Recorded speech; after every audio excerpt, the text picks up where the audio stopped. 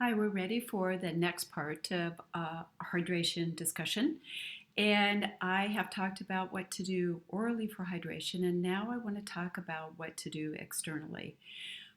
The skin is the largest organ in our body. So all of the area that basically we have on our face, on our hands, every place, and it has a huge function.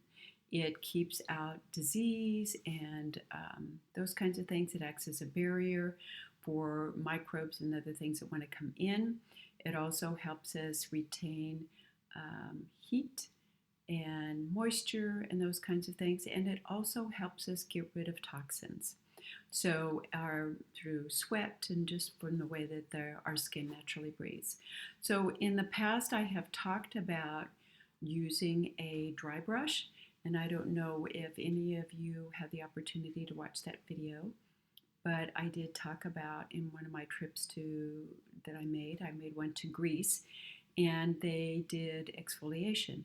And one of the ways that is easy for us to do exfoliation, because we can't always go someplace else and have it done for us, is the dry brush.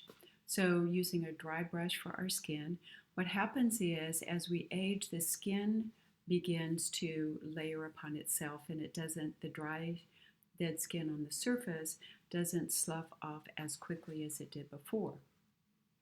So, we can use different ways of exfoliating in order to get rid of that dry, dead skin. So, one of the ways is dry brushing, and it does a couple of things. One is it gets rid of the dry skin that is on the surface, but it also increases the blood flow because you are stimulating the skin by rubbing the brush against it. So, this is a dry brush. It's actually just a regular brush. It's one that's designed with natural bristles, so it's a little bit softer than some of the others. So if you have a brush that you're using, you want to make sure that it's a soft bristle brush, because you don't want to rub the skin too hard, because actually then you start tearing or cause damage to the skin. And besides that, it hurts. And the skin gets to be red or raw, and that's not what we're looking for at all. So taking the dry brush, I do this a couple of times a week. I am in a climate that is subject to a lot of really cold, dry air. I'm in Minnesota, and in the wintertime, because the furnace or heater, or whatever you call them, have been on for sometimes off and on all day, the air has a tendency to be really dry. Some places it's much drier than others. I run a humidifier in my house, but still, my skin gets dry. So what I do is I use a dry brush.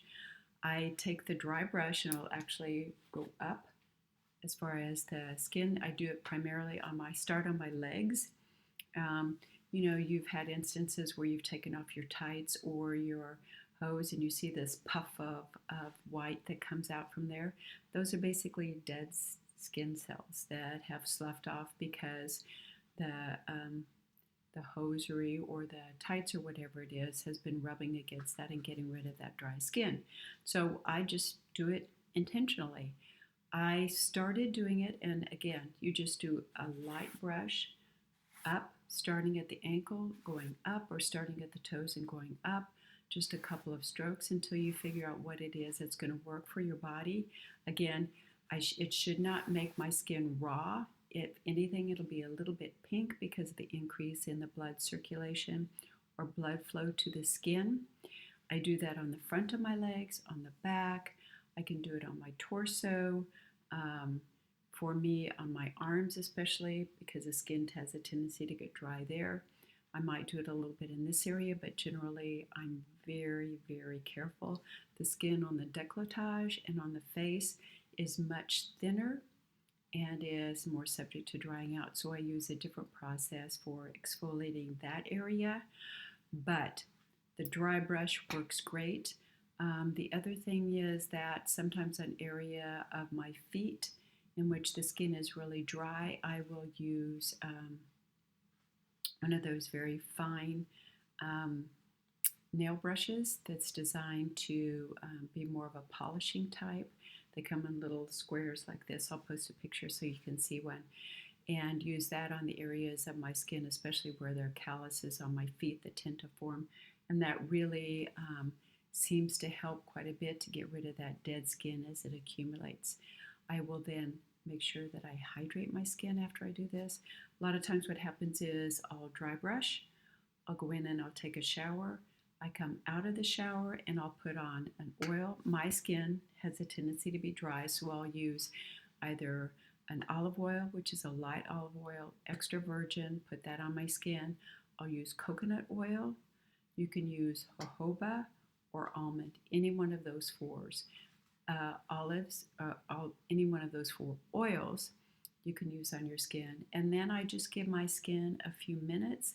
And then because again, in the climate that I'm in, it's so dry, I'll put lotion on top of that, and a lotion that has some coconut or coconut oil or something along those lines on top of that.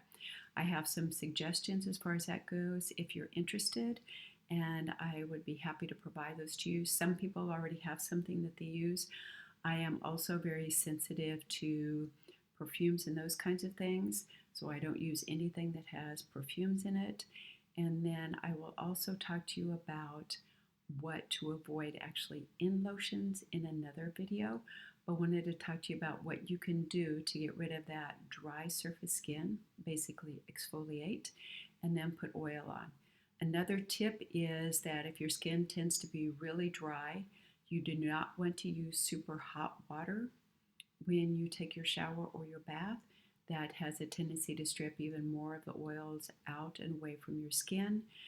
And it is better to bathe at night. That way you have all night for your skin to be protected before you go outside into the elements and the air that is really dry and or cold. So again, dry brush, really simple, a couple times a week. If you find you need it more, you can do it more often, but I'd start with once or twice a week to begin with.